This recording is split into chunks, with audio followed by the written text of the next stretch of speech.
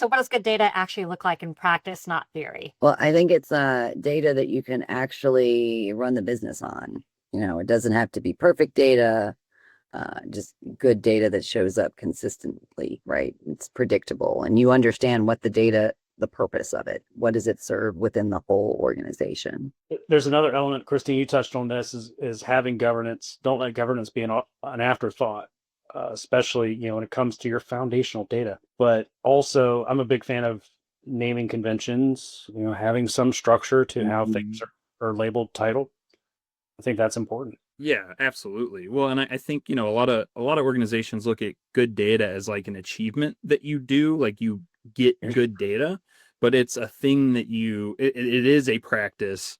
So it's more about the processes that you're implementing and staying consistent with so that you can maintain good data, right? The deduplication, the stale stuff, right? All of that is super critical. Yeah, I think the other thing is, an example of good data is that you're no longer having to translate it for everyone, right? Leadership can go to a dashboard and see the information that they need and what's most relevant to them without having to, dig through and figure out what does this even mean?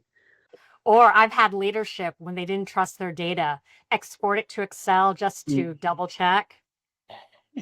So it's nice when they're like, there's no need to now export to Excel just to make sure the data is, reliable.